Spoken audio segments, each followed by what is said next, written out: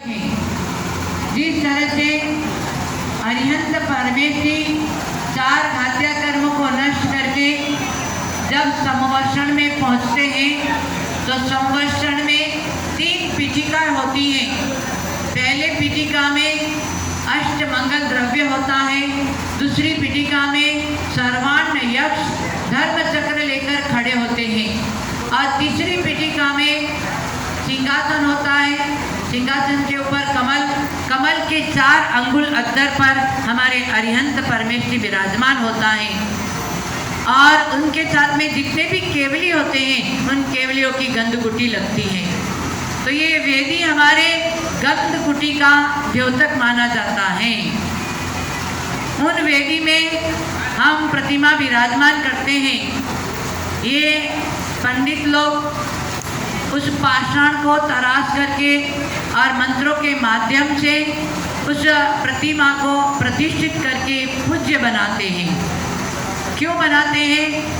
वो तो आत्मा कहाँ चली गई है? तनुवात वलय में, चित्तालय में विराजमान। उनको कोई मतलब नहीं है तुम क्या करते हो, परंतु उनके केवल ज्ञान में तीनों लोक झलकता है।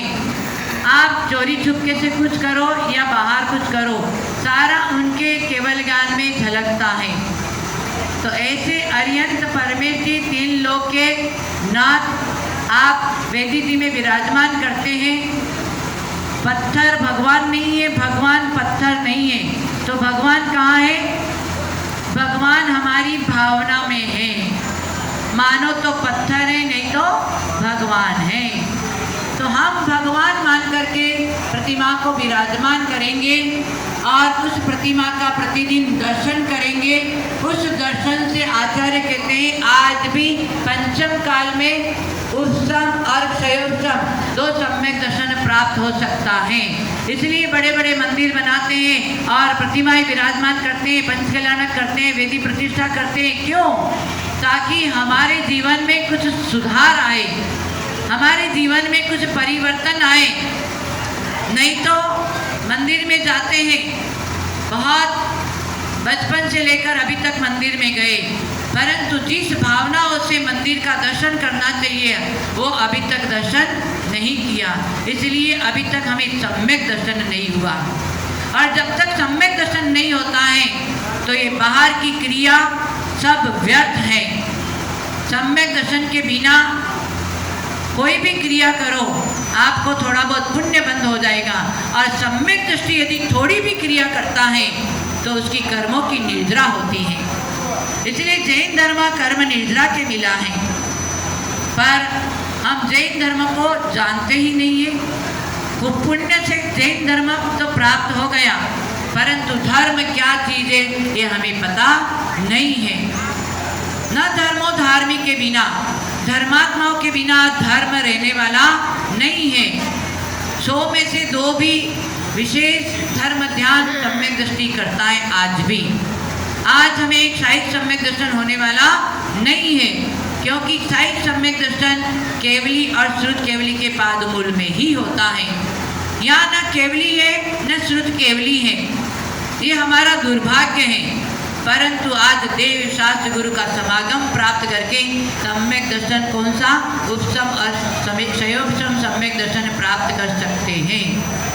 हाँ, नहीं तो अभी राजीव भैया ने भजन गाया, हाँ, पल 2 पल के जीवन है, पल 2 पल की जवानी है, पल 2 पल की कहानी है। हाँ, कहानी कितनी जीवन की लंबी है कोई महत्व नहीं है, परंतु कहानी कितनी अच्छी है ये महत्व की है। अभी पंडित जी ने बोला काम करो तो ऐसे करो, क्या बोले? काम करो तो ऐसे करो। अरे कदम चलो तो ऐसे चलो निशान बन जाए, कदम चलो तो ऐसे चलो कि निशान बन जाए, काम करो तो ऐसे काम करो कि पहचान बन जाए। जिंदगी जीने को तो सब जी रहे हैं, परंतु जिंदगी जियो तो ऐसे जियो कि जिंदगी एक मिसाल बन जाए,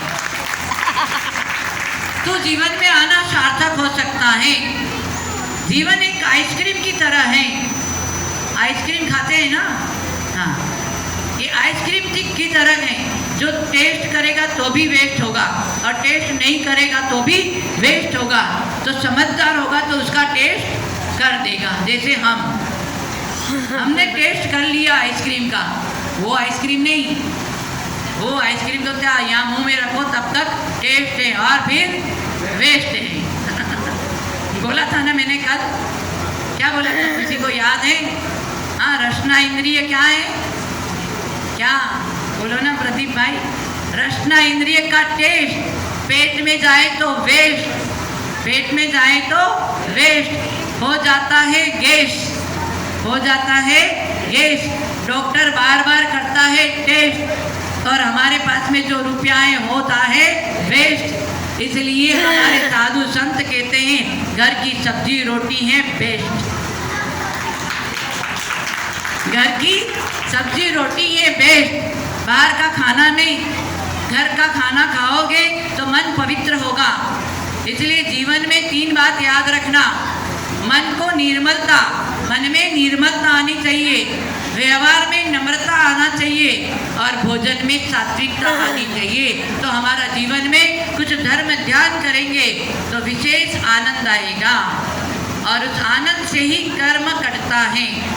ये म्यूजिक का आनंद नहीं लेना है, अभी सब म्यूजिक का आनंद ले रहे थे और म्यूजिक के साथ में यदि हम कह देवें कि कुछ त्याग करो, हाँ, आज कतरास में जितने भी घर है उसमें विशेष कोई 2-4 रात्रि भोजन त्याग होगा, बाकी सब रात्रि भोजन करते हैं। नहीं, 3 दिन की बात थोड़ी है, 3 दिन के लिए शादी किया है क्या? शादी तो जिंदगी भर के लिए करते हैं और नियम की बात आती है तो बोले काम करो। हाँ, कंसेशन में आते हैं, यहाँ धर्म में कंसेशन नहीं करना। धर्म में कंसेशन करेंगे तो कहाँ जाएंगे? बस कंसेशन करते करते करते, हाँ, इसलिए जीवन कहता है येषां न विद्या न तपो न दानम ज्ञानम न शीलम न गुणं न धर्मः ते मर्त्य लोके भुवि भारभूता मनुष्य रूपेण मृगाश्चरन्ति। समझने की बात है, येषां न विद्या न तपो न दानम, न जीवन में विद्या है, न तप है, न दान है, न शील है, न गुण है, ये सारा हमारे पास में नहीं है। इसलिए आचार्य कहते हैं ये धरती पर आप भार रूप हैं और मनुष्य के रूप में आप पशु के तुल्य हैं। पशु के तुल्य, जानवर कहेंगे तो कितना खराब लगता है और जानवर से भी गए बीते हैं हम लोग। जानवर तो कम से कम रात में चरता नहीं है, खाता नहीं है, परंतु हम मनुष्य होकर के भी रात न दिन देखेंगे न रात देखेंगे। हाँ, नीचे अभी बहुत चालू होगा, चालू है ना नीचे चाय पानी, हाँ चाय पानी चालू है। हाँ, धार्मिक कार्य में भी इतना आप प्रवचन सुनते, इतना विधान किया, इतना धार्मिक क्रिया करते हैं, फिर भी त्याग की भावना नहीं होती है, बड़ा आश्चर्य है। तो समझ लेना कि अगले गति की आयु के साथ में गति बंद हो गई है, इसलिए त्याग की भावना नहीं होती है। हाँ, ऐसे धार्मिक कार्यक्रम करने के बाद में अपने जीवन में श्रावक के सत्कर्म अपनाओ, अपश का त्याग करो तो ये मंदिर बनाना, वेदी जी में प्रतिमा स्थापना करना सार्थक हो सकता है। हाँ, नहीं तो संसार शोकमय है, काया रोगमय है, संबंध वियोगमय है और साधना उपयोगमय है।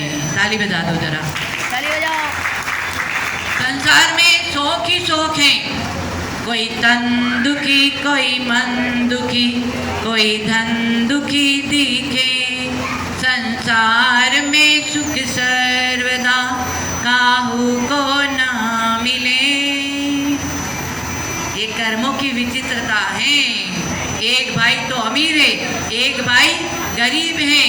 ना, एक के पास में बहुत कुछ, अमीर कहता है मैं क्या क्या खाऊं, राकेश भैया, अमीर कहता है मैं क्या क्या खाऊं और गरीब कहता है मैं क्या खाऊं। हाँ, अमीर कहता है मैं क्या क्या पहनूं और गरीब कहता है मैं क्या पहनूं। हाँ, कितना फर्क है। हाँ? अमीर पेट के साथ में पेटी भरने में लगा हुआ है और गरीब बेचारा मेहनत करता है पेट के लिए। हाँ? इतना आश्चर्य है जीवन में, दोनों तरह के कर्म की विचित्रता है। कर्म का नाटक से सब चल रहे हैं। ये जीवन एक नाटक मंच है।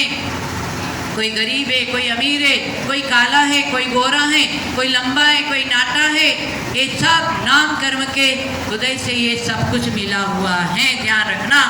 इसलिए बाहर की चकाचौंध को देख करके राग द्वेष मत करना। जहाँ राग द्वेष किया तो आपकी आत्मा को कर्म का बंध हो जाएगा। संसार में सुख कभी किसी को मिला नहीं है और मिलने वाला भी नहीं है। संसार की असारता का चिंतन करें। एक काया जो आपको मिली है मनुष्य पर्याय, इसमें कितना रोग है पता है? पंडित जी बोलो, शरीर में कितना रोग है? गुवाहाटी वाली कहाँ गई? चलिए बहुत अच्छा, पहली संख्या तो सही बोली है, 5 करोड़ और 99,000। 5 करोड़ 68,99,584 रोग भरा हुआ है। क्या बाहर से सजा रहे हैं चमड़े को, अंदर से 9 द्वार से मल बह रहा है। सुबह का खाया हुआ बढ़िया गम गम छम छम शाम को विष्टा हो जाता है। सुबह का बढ़िया पहना हुआ कपड़ा शाम को गंदा हो जाता है। हाँ, और बचपन में जो शरीर मिला था वो लास्ट में बुढ़ापा में जर्जर हो जाता है या नहीं? ये संसार की विचित्रता है। और फिर भी उसी में हमारा समय जा रहा है, जो समय हमें बहुत कम मिला हुआ है। पहले के महापुरुषों को जो समय मिला था इतना समय हमारे पास नहीं है। इसलिए समय को जानो और किसको जानो? अपने श्वासोश्वास को पहचानो। हर श्वास में अपने भगवान का नाम लो। तो ये वेदी प्रतिष्ठा हमारे पंडित जी ऊपर नीचे हो रहे हैं क्योंकि कार्यक्रम भी बहुत हैं। इसलिए संसार शोकमय है, काया रोगमय है। किसको अपना मान रहे हो? बेटा बेटी, पति पत्नी, माता पिता। हाँ, कितना मोह है। मेरे पास में लेकर आएंगे। माता जी देखो, आज वो बेचारे बूढ़े बाबा जी ने रात्रि भोजन त्याग किया तो यहाँ से एक महिला उठी, बोले ये मेरा भाई है। हाँ, कितना राग है बताओ। हाँ, देवर है, बोले चलो देवर है। चलिए, देवर भाई के समान बेटे के समान होता है ना। तो वो बीच में से उठ के आई, बोले ये मेरा, क्योंकि उसने त्याग किया, वो बड़ी खुशी हुई उसको। हाँ, और कई लोग आके मेरे को बोलते हैं मेरा बेटा है, ये मेरी बेटी है, मेरी बहू है। अरे फिर तुम्हारे हाँ में हाँ यहाँ पर मिलाएंगे तो हमको भी कर्म का आश्रबंध हो जाएगा। मंदिर जी में एक दूसरे का कोई परिचय नहीं करवाना। मंदिर जी में आए तो अपनी आत्मदृष्टि होनी चाहिए। तो ये मंदिर बनाना सार्थक हो सकता है। मंदिर पवित्र स्थान है। अन्य क्षेत्रे कृतं पापम धर्म क्षेत्रे विमुच्यति, धर्म क्षेत्रे कृतं पापम वज्र लेपो भविष्यति। अन्य क्षेत्र में आप पाप करते हैं परंतु ये मंदिर पवित्र स्थान है। वहाँ जाकर के मन को अंदर की तरफ ले जाओ तो हम तुम्हारा मंदिर जाना सार्थक हो सकता है। तुम्हारे जीवन में कुछ परिवर्तन आ सकता है। नहीं तो फिर जब तक अटपट में रहे तब तक खटपट होए। जब मन की अटपट मिटे झटपट दर्शन। अटपट खटपट हर घर में चल रहा है। सास बहू में, भाई भाई में, न जाने कितना कितना अटपट खटपट है। उससे बचना है तो अभी हम 8 तारीख को यहाँ से विहार करेंगे। हमारे साथ साथ में चलना। सब में शिखर जी त्रियोग आश्रम बहुत बड़ा है। गुरु जी का आशीर्वाद लो और वहाँ पर कुछ नहीं, त्याग नहीं करो तो भगवान का नमो हरियंत्रणम, हरियंत नाम जपना, पर आए माल अपना, हरियंत माल जपना। ऐसा नहीं करना है। हरियंत नाम जप करके वहाँ सब में शिखर जी में रहकर धर्म ध्यान करने वाले आपके गांव में मंदिर में 1 माला जाप करो। और यदि शिखर जी में 9 बार आप मंत्र जाप करो बराबर है। ध्यान रखना, ये पवित्र स्थान सिद्ध क्षेत्र, एक एक कण पवित्र हैं। इतने इतने मुनि योग निरोध करके सिद्ध पद को प्राप्त किया। ऐसे समय शिखर जी किसी को भी घर में यदि मेरा दर खुला है, खुला ही रहेगा तुम्हारे लिए। कोई जब तुम्हें तड़पता छोड़ दे तब तुम वक्त हमारे पास आना प्रभु। मेरा दर खुला है, खुला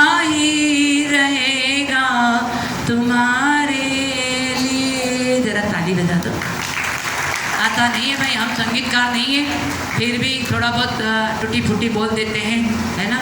तो आप लोगों को जब भी कुछ ऐसा मन में आए, भाव बने, दो तीन चार दिन का भाव तो बन गया है, पर और थोड़ा सा चाबी घुमाने की ज़रूरत है। हमारे रेणु जी का भाव बन गया है, हमारी अनीता जी का भाव बन गया है, हमारी संगीत अभी हम बिहार करके आ रहे थे तो कई लोगों ने भावना बनाई है और यहाँ रहते रहते विशेष भावना हुई है। तो जब भी देखो ये आ रही है कि मेरी भी भावना बन गई है।